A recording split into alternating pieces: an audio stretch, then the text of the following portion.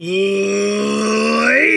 and gentlemen, welcome to your WWE Money in the Bank 2020 preview and predictions. We've got, I'm just going to say 5 or 6. Really, it's 5 matches to predict that just kind of encompasses 6, because the actual Money in the Bank quote-unquote ladder match is really more of a Money in the Bank tower match that's going to involve men and women at the same time. So it's like a twofer. 2 for 1, 2 matches happening at the same time in the same building, climbing for similar but not the exact same prize. So I am actually excited about this pay-per-view for a few reasons, but before we really kind of dive into that, John, I want to pass it on over to you. How do you feel, brother?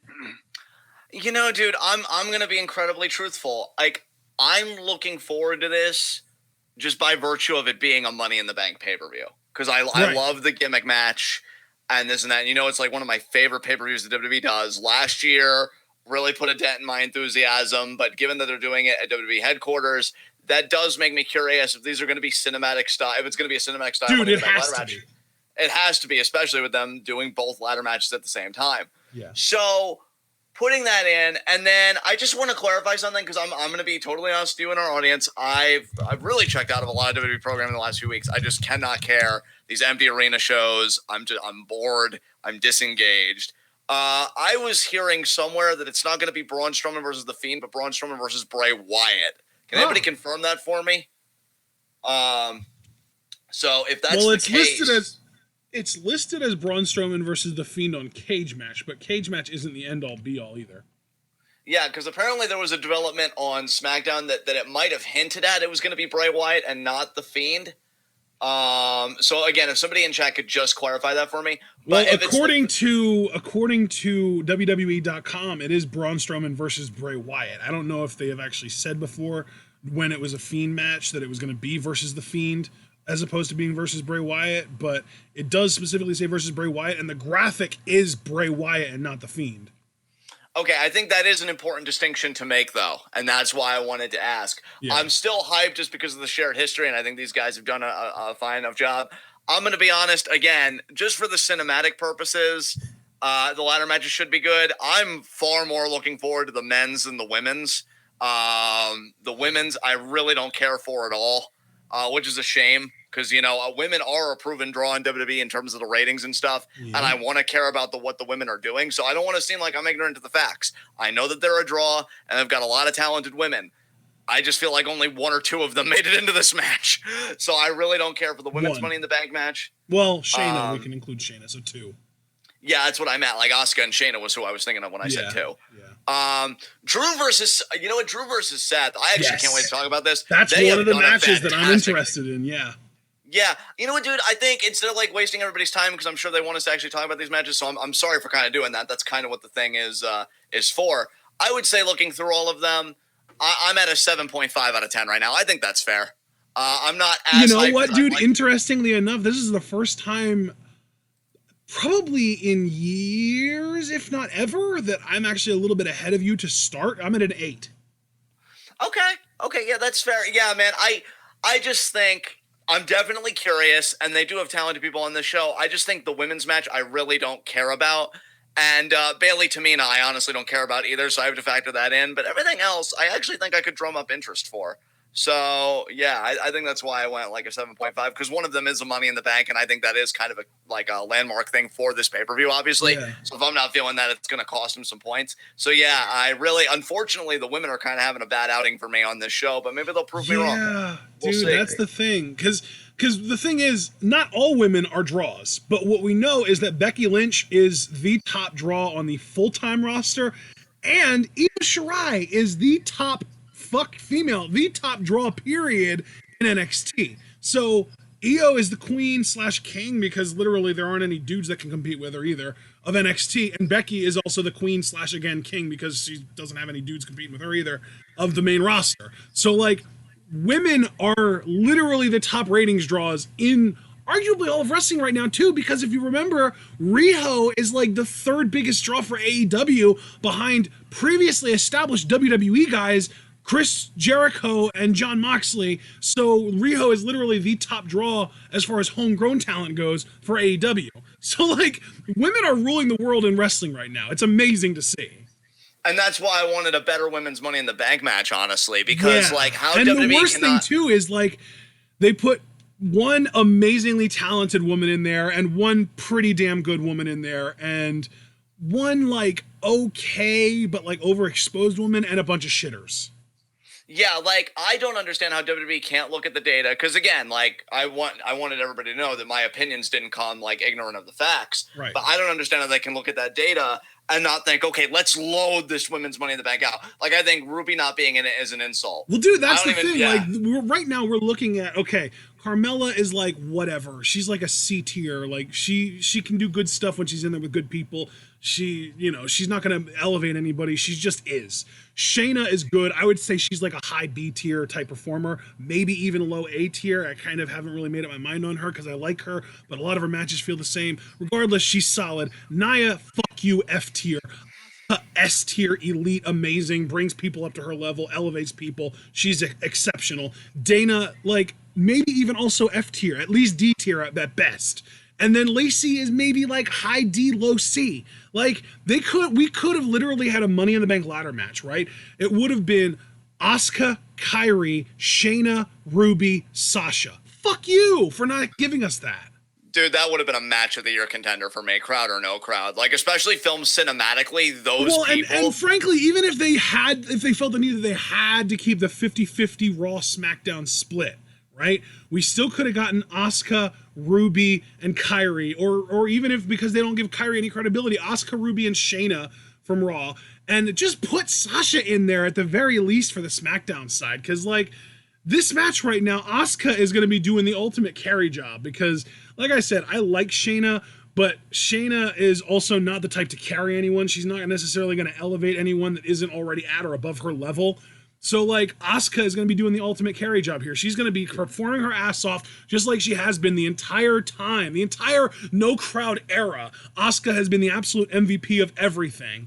And she's going to have to just continue proving that point because she's fucking, in there with a bunch of garbage. Like, why? Oh, fuck it. No, you know what? I'm not going to continue complaining about it. I'm ready to talk about the matches. How about you? Let's do it, man. Let's do it.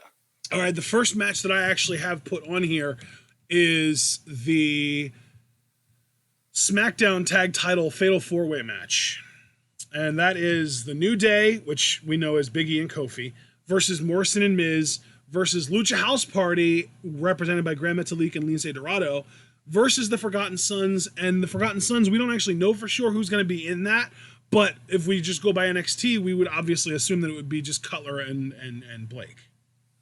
You know what, bro? Do you mind if I just go first here? Please do. Yeah, I'm going to be honest. I'm a bit torn on this, but you know what I think I'm going to do, just to not overthink it? WWE does not care about tag team wrestling. We've known this. This is the New Day's 8th reign, and ever since they already broke the record, I don't think any of their reigns after their record-breaking reign have been that long. So I actually am going to say that they're going to drop it here. I'm actually going to go with Forgotten Sons to win the titles. I don't think Miz and Morrison are going to regain it. I think New Day are going to be transitional champions, but I think the only other heel team is Forgotten Sons, and they'll go with Forgotten Sons for the upset. So I'm going to go Forgotten Sons to win the championships. So New Day loses to the Forgotten Sons. Forgotten Sons successfully defend against the New Day on the rematch. Who does Forgotten Sons defend against next? I don't know. Maybe Lucha House Party.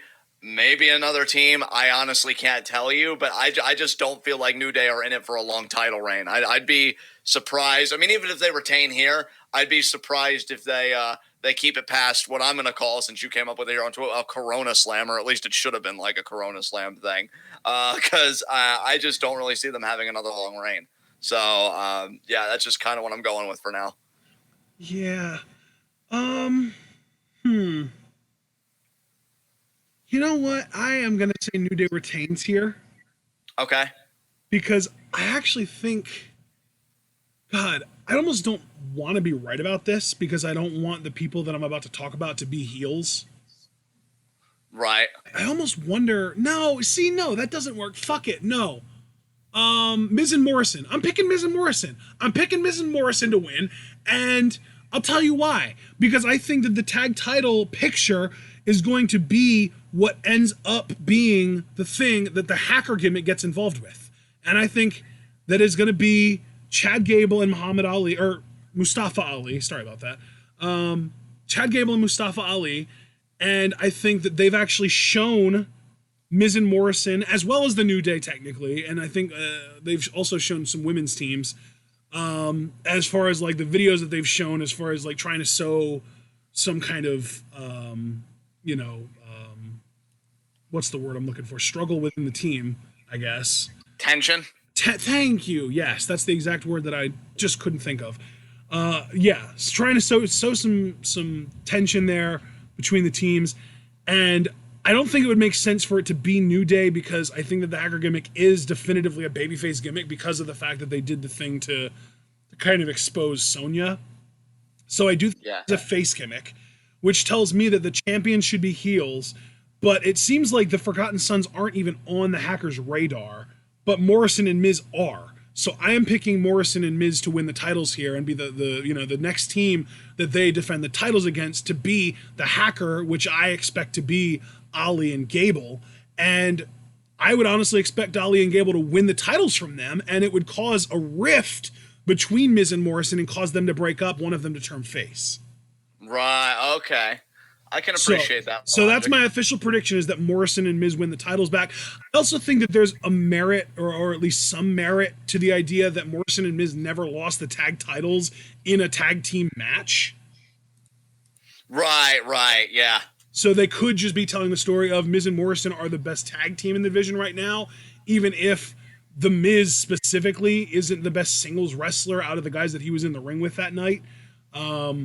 And that might also be the thing that leads to their breakup. Morrison might even turn on the Miz. We might get a heel Morrison versus a face Miz, because Morrison felt like the Miz let him down because Miz lost the titles for the team in that triple threat match on the SmackDown after Mania.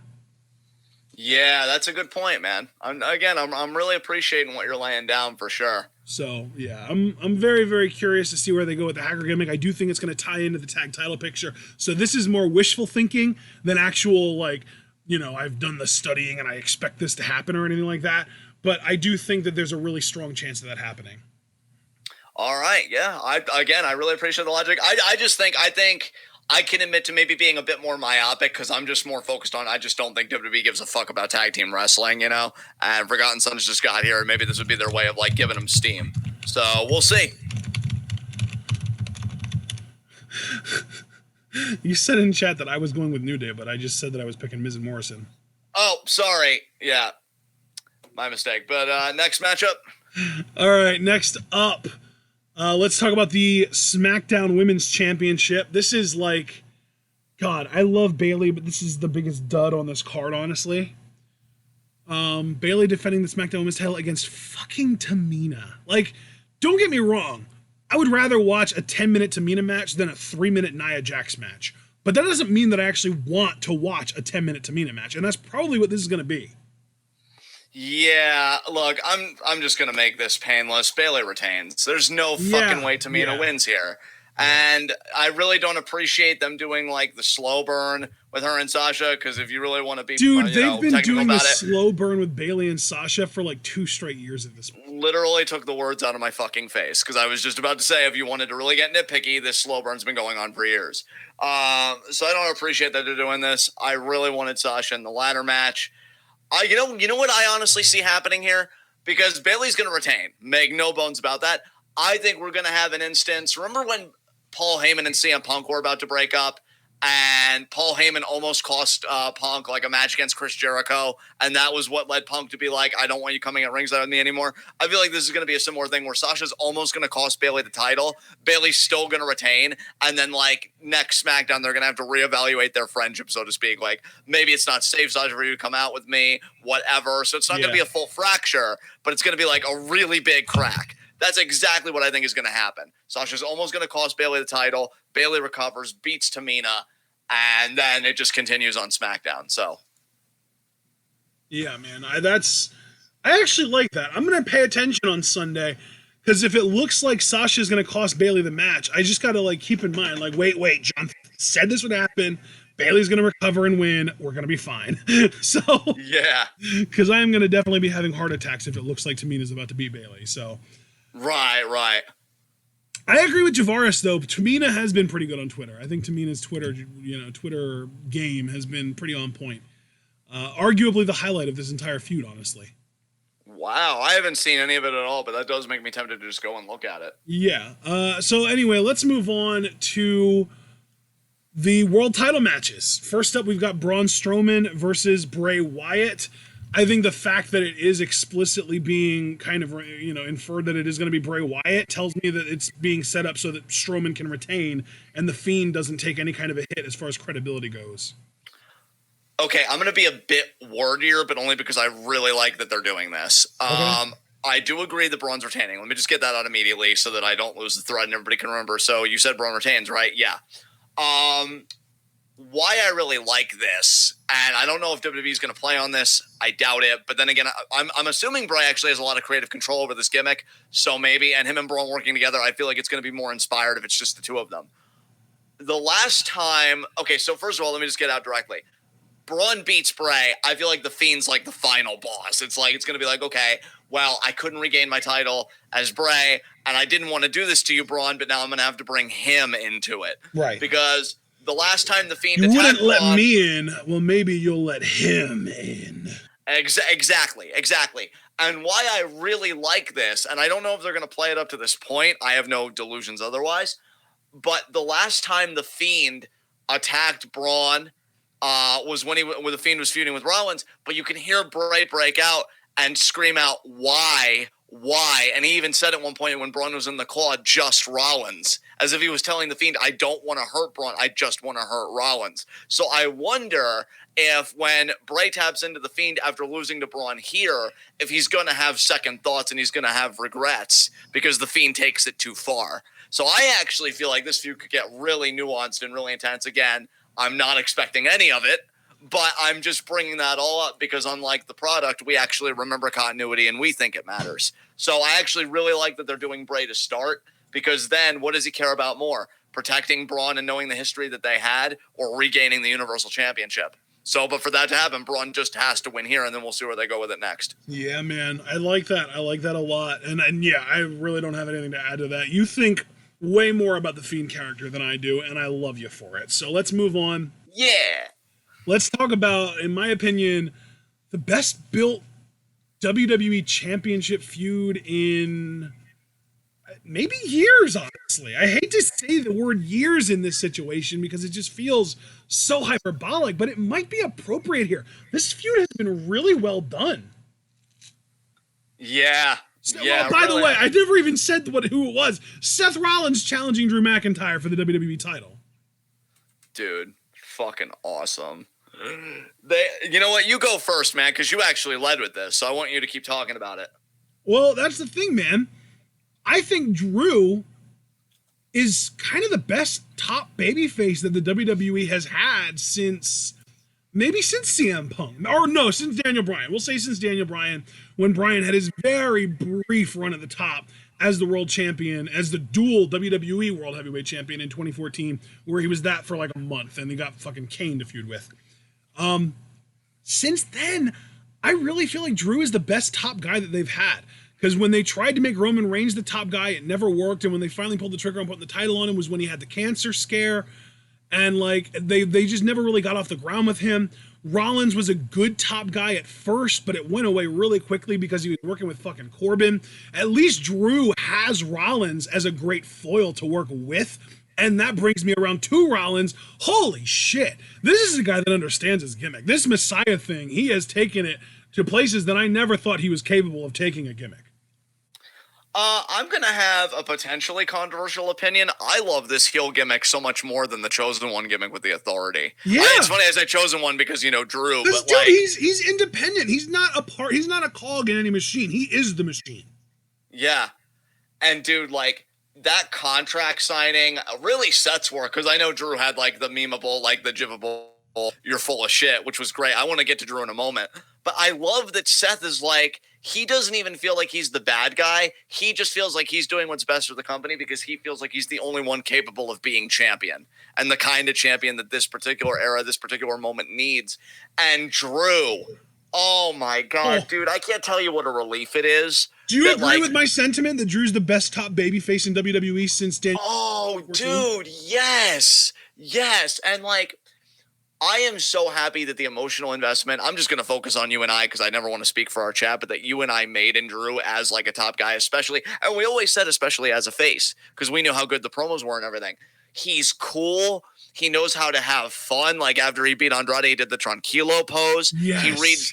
It's funny that I say he reads the room when it's not like there are no crowds right now, but I even feel like if it was a crowd, he'd still be coming off so well. He's actually capable of improv. It's amazing. Yeah, it really, dude. That's the thing. He is like the next like guy in the lineage. Like when you think about the lineage of the true top guys in WWE, to me, there are only 3 real names that stand out. It's Hogan, Austin, Cena. That's it. Yeah. Like people are gonna talk about Bret Hart, Shawn Michaels, Randy Savage, The Ultimate Warrior, The Rock, Triple H, fucking whoever. Those guys all had their times to shine, and I'm not going to try and damper what they did because they all absolutely were stars, big time. Yeah. When we are talking about the guy, the headliner, the dude that is at the top of the card, the dude that sells the tickets, the dude that brings people into the arenas, that puts the asses in the seats, that sells the tickets, all of the above. 3 guys stand out above the rest as having actual prolonged eras as being that number 1 guy. And it is number 1 Hogan, number 2 Austin, number 3 Cena. That's it. Because in between Hogan and Austin, Bret and Shawn were kind of like 1A, 1B, and you had a period in there where Diesel was the guy, and like there was like the whole thing with Owen and the Bulldog and Savage and Warrior, like there and that was also like the worst era as far as ratings and ticket sales and all that stuff goes ever in WWE. So to say that there was a true top guy in that era, I think is doing a disservice to other eras. So you have Hogan was like leading the charge, and when he left, they didn't find anyone really until Austin came around. Austin really hit his stride in 97.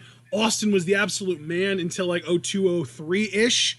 And then when he left, Cena ended up being the next one to really grab that bull by the horns and become the guy. And ever since Cena, they've been trying to find that next guy. I think it's fucking Drew. I think he's the answer, man. Bro, it's so funny you say that because I was honestly just about to say that Drew's the first like face of the company type champion that really feels like the face of the company. Like I'm vibing with it. Again, he has the look, he has the ability in the ring. Like, it's funny, dude, you know, because we did the King of Pro Wrestling show today, live reactions, which for all you New Japan fans that might have missed it on the first go, you can find it on the channel. Now I would never like compare Drew to an Okada like in the in-ring because I feel like Okada's another level. Like I said, if you miss the Okada era, you really miss something special. Yeah. However, I do feel like Drew is on the same level that I still enjoy his matches. They may not be Okada matches, but they're still fun matches. Right. And like even with Reigns, like I think Reigns is a solid worker, and I feel like a lot of people took unnecessary shots at his in-ring work specifically when there were other things that you could have easily criticized. But with Drew, yeah, he's solid in ring. I enjoy watching him. Again, he's got a great look. His promos as a face are just, they're grounded and they're not schmaltzy and they're cool. He's cool. And Seth is a great heel. This actually might be a rare occasion where the top face really is facing like the top heel right now in WWE. Yep. And I only hope, dude, that the match goes well because we're probably going to get a lot of this. And I just hope that it's entertaining enough that I'll want more. I mean, if they're going to do another 3-month program like we did with Rollins and Corbin last year, at least they picked the really good duo to be doing it with, right? Like there isn't a shitter to be seen in this feud. You know what I mean? No, there really isn't. And especially isn't. Because if Drew starts to get to a point where he feels like the numbers advantage is too much and he starts to bring other people in, that's also going to mean that we're going to get more of Murphy, which is awesome. Maybe more of the AOP, which I could do without, but still more of Murphy is never a bad thing. So like, if Drew finds an underling that can work with Murphy, fuck yeah, give me this feud for 3 months. I don't care, please. Absolutely. Because here's the thing, I'm going to be truthful with everybody. We haven't talked about the men's Money in the Bank yet, and I'm keeping tight-lipped about that. But putting the briefcase holder next, aside, the Money in the Bank matches are next. But I still don't want to jump the gun. I just want to put the briefcase holder aside. If we're looking at non-briefcase contenders, I still feel like Jinder's on the fucking horizon. So enjoy Seth while you can, guys, because either at some point in this feud, Seth might win, and then maybe we'd go back to Seth KO only for the title, which I would totally be for. But if they're taking a deep seat with Drew, like I think they are, and they should at this point because Drew's killing it, I just have to feel like Jinder's on the horizon. And that's really going to be a test for Drew because can he make a Jinder Mahal feud interesting? You know, I'm actually almost curious about that. Not curious enough to will it into existence. I mean, if there's anyone that can do it with specifically Jinder Mahal, at least they have the history in 3MB that you could play off of that. Exactly. And maybe this Drew would even, or maybe this Jinder would even be a bit more interesting this time because he doesn't have the Gurv and Harvs. Sing Bros. He doesn't have the Sing Bros this time. So I still think that's on the horizon. I agree with everybody that's kind of pointed that out. That's kind of made me dread this since day one. But focusing on this feud, this should be fucking fire. So, let's talk about this ladder match ladder matches. Just in case I wasn't clear, I do think Drew is retaining. So same, yes. All right, let's get into the dual ladder match we've got, and it's really calling it a ladder match isn't fair either. It's a Money in the Bank tower match because the whole thing is happening in WWE HQ, which is a 7, I think, story building where they're going to be starting on the ground level, working their way up to the roof, and then on the roof is where briefcases are going to be suspended above the air, and you have to get a ladder to climb up on the roof to reach. Yeah, that's really going to be one hell of a visual. And the men and women are going to be going through this whole process at the same time, too. Dude, can I just ask you a question right away? Like, just to get it out of my system. How much do you want to bet that, like, because they're shooting at the same time, they're going to do a spot where, like, Nia's even bulldozing some of the guys just to get to her ladder first? Nia is 1,000% going to do damage to Rey Mysterio and possibly also Daniel Bryan in this. Yeah, which, like, no, you know what? I wonder if we'll get a heavyweight clash between Nia and Otis. I hope Otis puts her ass down. Yeah, fucking do it, Dozer. But, I just wanted to ask you that because I've been thinking about that since they've been doing it. And I'm like, this is going to be how they do more intergender shit. And by intergender shit, I mean Nia looking dominant against some of the cruiserweight males and shit. So we'll fucking see. But continue, man. I just wanted to ask that, but I want to hear your Well, you know what, dude? Since people in chat are already like just shouting out their predictions for the two matches, let's just say I feel like the women's match is more obvious, so we'll talk about that first. Or I shouldn't say more obvious. The women's match, I feel like there are fewer legitimate options, fewer valid options to win than the men's. Because with the men's, I think that you could genuinely argue 4 of those dudes winning, whereas with the women, I think it really comes down to 2, maybe 3 if you're really fucking optimistic. Yeah. So let's talk about the women's Money in the Bank first. I'm just going to straight up say, I am full-blown, fuck you, WWE. You didn't put Sasha in this. You didn't put Ruby in this. I don't have any faith in your ability to properly book women, so Nia's winning. That's like my point of view at this point. So I'm picking Nia. I also have my fuck yous because of Ruby, Sasha, and, for me, Kairi. Although at this point, I don't even know if Kairi's leaving the company or not because she had a main event match recently. I thought her contract would have expired by now. So I don't know what's going on with that. But I'm actually, because I feel like Nia's really been dominant on the lead up to this. And I just feel like, for whatever reason, my gut's still pulling towards Shayna, who I think is a realistic pick, because like you said, it really comes down to 2.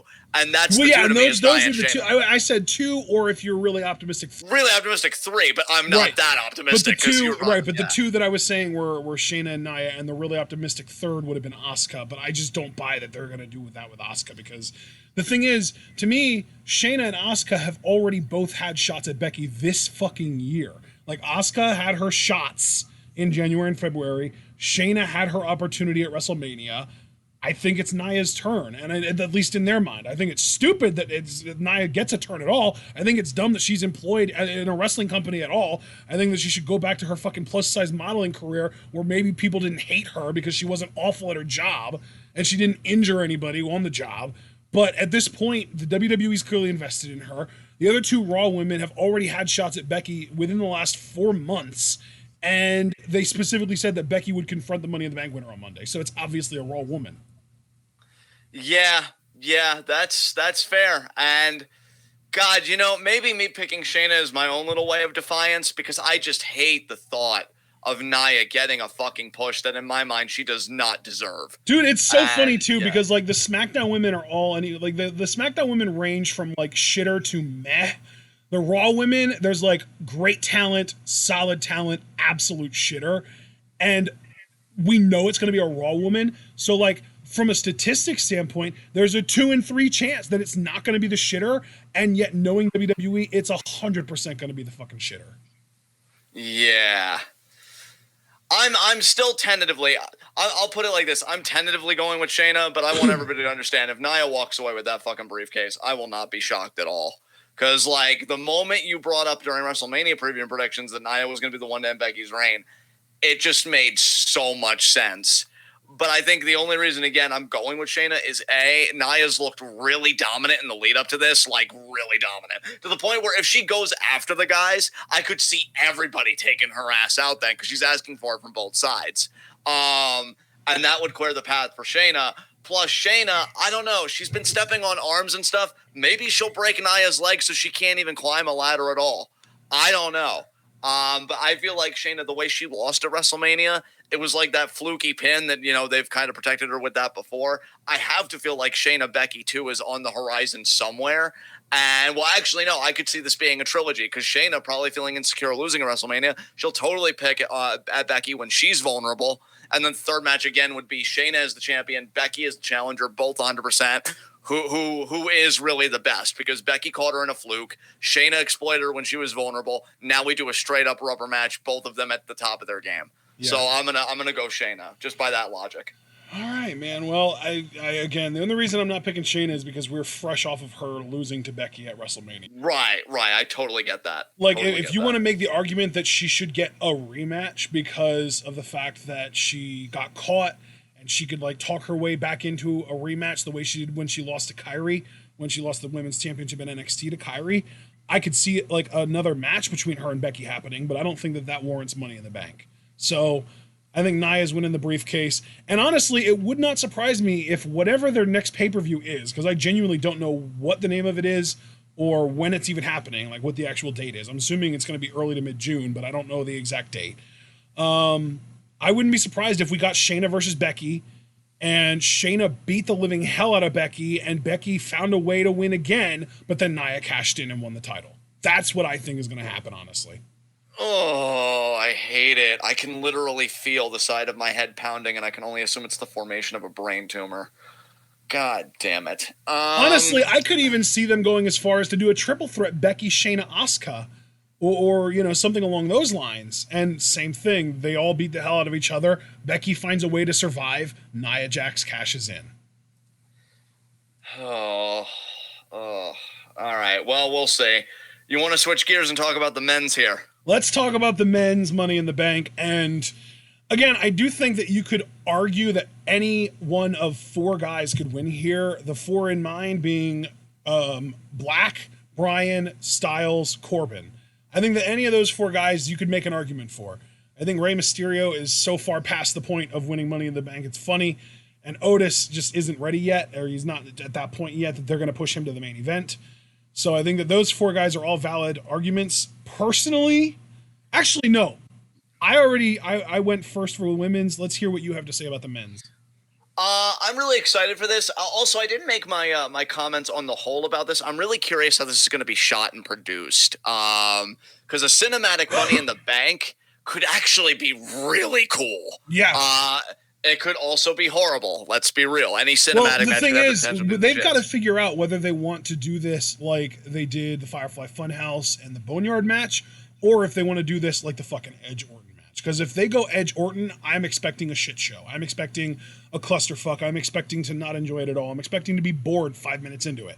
But if they do it like the Boneyard match and the Firefly Funhouse match, that's going to be fucking amazing. And I'm going to get so into it, and we are going to get so sucked in, and we're going to get so loud. It's going to be incredible. Yeah, dude. And honestly, again, not to be a dick, but I feel like with the greener talent involved on the women's side, and especially now, like maybe the safest way would be to do it Boneyard style, honestly, because then but that's just one man's opinion. As far as the men's, I'm gonna be honest. I didn't think I'd say this. I want Aleister to win so fucking bad. Everybody knows that, so that's why I want to win. But if you ask me who do I think's gonna win, dude, I honestly think AJ's going to pull this shit off. Dude, I think AJ Styles is going to win the Money in the Bank. picking AJ Styles. That's amazing. And, dude, I think it's going to come down to him and Aleister on the top of the ladder. Yep. And AJ's going to knock him off. And we might even get a match between AJ and Aleister for the briefcase at the next pay-per-view, too. Because keep in mind, before AJ had the business of Undertaker, who was he kind of in a mini feud with? Aleister Black. Yep. And I think they're going to pick up right where they left off now that Undertaker's gone for the next little bit. And I was also going to say, like, when you passed it back to me, I feel like there are two guys in this match that are the most likely to win it. And it's because of who the champions are in their respective brands. So when you look at Drew McIntyre, you and I both have Drew retaining. So who makes the most sense to be the guy to be the dickhead to cash in on him? Well, certainly not Rey Mysterio or Aleister Black. They're both good guys. They're both nice guys. They're both lovely. But AJ Styles would 100% do that. So AJ's the easy pick from the Raw side.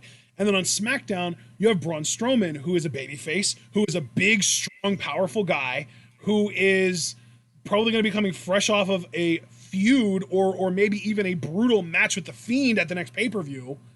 Who's the guy that's going to be able to cash in on that and really be able to take advantage and pick the bones?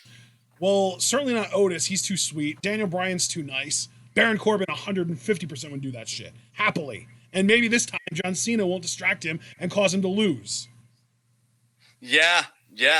So dude, I really did narrow it down to Styles and Corbin, but something tells me Corbin's going to find his way to Strowman without Money in the Bank, and AJ needs it more. So I'm picking AJ. And can I just say, too, and I just want to touch on this very quickly. I read today, now, of course, anything I read, we always put onto a disclaimer, take it with a grain of salt. But that they may do a crazy stunt in this thing where, like, somebody gets thrown off that quarter. Yep. Here's my thinking on that. I would love if Elias did that to Corbin. Yes. Because Corbin fucked him up, right? So then, like, how do you make it so cool? You use the worst one to get the maximum pop. Like, Corbin's the most hated guy on the men's side to me. You throw him off a building. Well, and dude, let's not forget Corbin threw Elias off of that like rafter thing, like the I forget what it's called, like the fucking elevated podium. That was the big thing leading into WrestleMania. Oh my God, I actually forgot that. Yeah, Corbin's going off the building. Yeah, dude, you're so right. That's totally happening. Yeah. Oh my God, that's amazing. Yeah, because the last time we saw Elias, I want to see.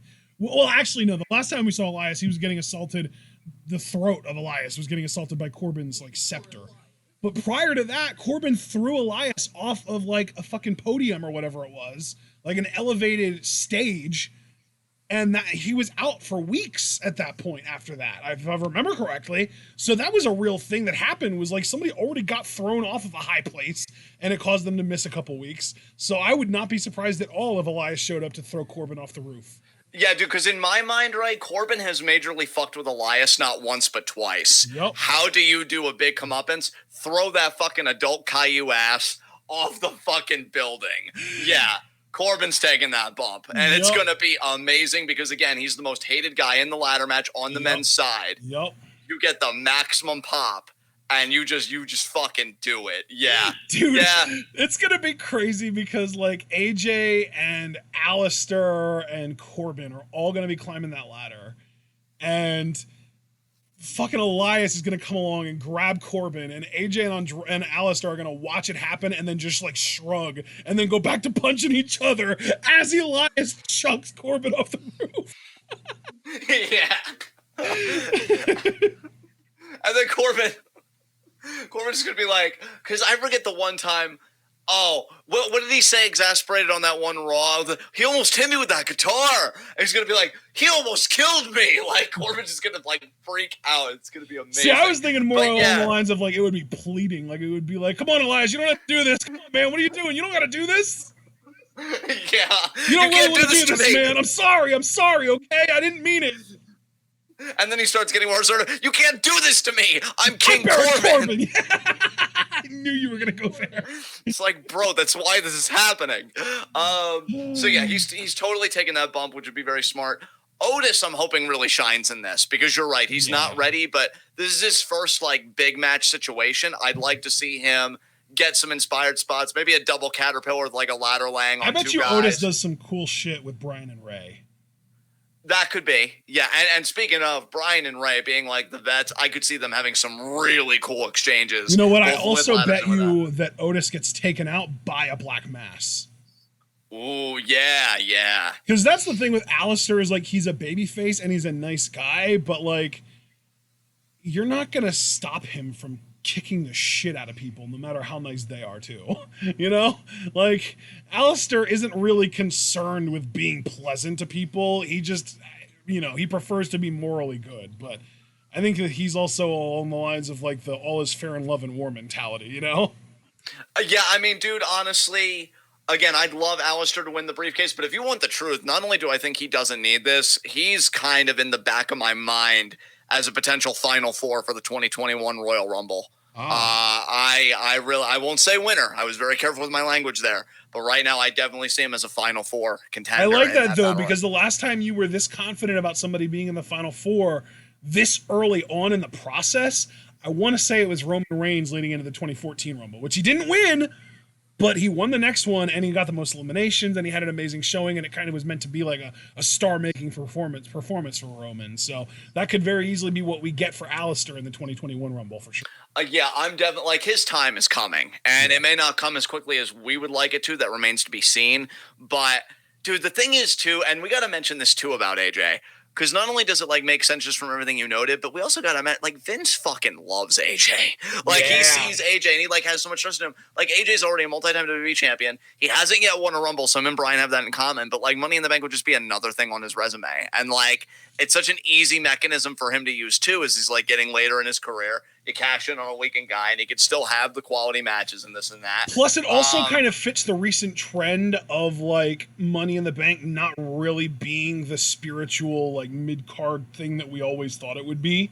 Exactly, which is why I'm not getting my hopes up on Aleister. Because again, while I want him to win, we've been around enough to know. And God, can I just say, you've always been like the more intelligent one in that regard. It takes me a while to learn, but like even me, like you even just exclaimed, like, I can't believe you were thinking AJ. I was thinking AJ too. Because after I got burned last year, man, and AJ is nowhere near close to Brock. Like I will happily take an AJ briefcase. Yeah. But yeah. Because that's the difference though between AJ winning it and like a Brock or an Orton or a Sheamus or a Cena winning it is like, I'm okay with AJ being a champion. Because like, we kind of are relatively fresh off of his long SmackDown World Title run.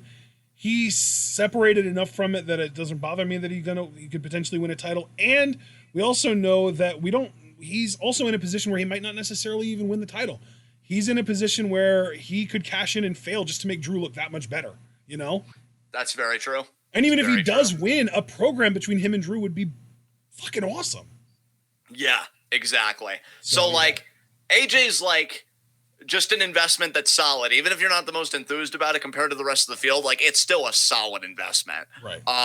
So yeah, I'm Which cool makes with it exactly what the WWE wants, you know? Exactly. Yeah, exactly. So, just to reiterate my side of the field, AJ for men's, Shayna for women. And you're saying, fuck you, Nia. Are you sticking with that for the women? Oh, no. I mean, yes, fuck you, Nia, but that's precisely why I'm picking her to win, because fuck you, WWE. Yeah, exactly. Yeah, that's what you said. But yeah, more or less that you are sticking with Nia to win for women's, and we both agree on Allen. So you've got Allen winning Money in the Bank there. So yeah, we'll see how it all goes. But right. I think after talking with you and after thinking about how cool that this could be, especially if they go Boneyard style, you can up my hype to definitely an 8 at least. I think that's why I'm at an 8 is because I just kind of expect it, because it's like it's taking place in this non-designed for wrestling building. Like it's literally a fucking office building. This isn't the same thing as, you know, going through the halls of, you know, like the performance center like they did with the Edge Orton match. This is literally a fucking office building. And like, I guess that they did have like the weird random table spot where like, you know, Orton was like laid across the table and stuff with Edge in that match. But I just feel like this is going to have such a different vibe. I really expect this to be much more cinematic. I expect there to be more like almost like action movie style fight scenes in this match. So yeah, I'm very excited. I'm going to stick with my 8 that I started with. Perfectly fair, man. Yeah, I really enjoyed this. This is a nice discussion about Money in the Bank. Yep. Guys, we'll be going live with our live reactions 8 p.m. on Sunday. 7. I always forget that it's 7 anymore. 7 p.m. So, yeah, 7 p.m. live reaction should be an interesting show. I won't say a great show or whatever. It just should be interesting, like all these crowdless shows have been. Yeah. And we'll see how it all goes, and I hope to see all of you guys there. Please leave a like if you haven't, because we've had actually pretty nice viewership and only 5 likes, so please leave a like as you file out. Click the bell icon for notifications so you never miss any of that goodness, and click the subscribe button, so again, pretty much same effect. You never miss any of that goodness. And we'll see you Sunday for Money in the Bank. Gonna hand it over to Ashley to take us home. All right, ladies and gentlemen, we hope that you all enjoyed these preview and predictions. If you did, please remember to like the video, as John already mentioned. You can also let us know what you think is going to happen at Money in the Bank down in the comments. And even if you said something about, like, if you said your predictions in chat, still put it down in the comments for, permanence sake. That way, if chat ever goes away, or if the chat fails, or, if it says, like, oh, the chat function is disabled for this video, which it does occasionally. It hasn't done it in a while, but I don't want to curse it. That way for sure that it's down there. Make sure that you get your thoughts down in the comments. Just for the sake of having them there, It's always fun to kind of archive and log what you think is going to happen before it actually happens. So you can also subscribe to the channel, again, as John mentioned, and click the bell icon, all that fun stuff. Then you can also get on over to Twitch, follow us there, and then click the bell icon over there as well. If you would like to support the channel, you can subscribe on Twitch. You can buy our merch on Teespring. You can donate to the Patreon and share this channel and this video with all your wrestling fan friends and let them in on the best kept secret in the YouTube and Twitch wrestling communities. That's right, we are TwitWow, and we are the workhorses of the Y and TWCs. And speaking of the Y and the T and the F and the whatever the hell else, be sure to follow us on Twitter and like our Facebook page as well. As far as upcoming content, we do have, obviously, live reactions to Money in the Bank on Sunday. And the only other thing coming at you for the next week is NXT live reactions Wednesday. We might decide to do a Rocket League stream on Monday and or Friday. We haven't actually fully decided on that or not, but it seems like a pretty likely possibility. Just because it's like Money in the Bank isn't a big 4, but if there was a big 5, Money in the Bank would be that 5th. And I think, honestly, you can make an argument that Money in the Bank is also a more important show than Survivor Series these days, since Survivor Series is just so stakeless. Like, oh, sure, this brand won, but who gives a shit? It doesn't actually mean anything. So I would say that Money in the Bank is really, you could argue that it does belong in the big 4 these days. So, we usually do live reactions to Raw and SmackDown after proper Big 4 pay-per-views.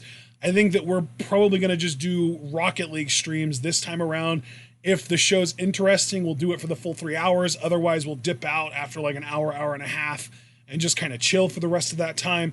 We hope that you're all looking forward to that. We hope that you're looking forward to Money in the Bank live reactions. And we hope that you're looking forward to NXT next week. But regardless of which of all that stuff you are planning on showing up for and enjoying, the most important thing that we always ask you to do is remember to stay tuned.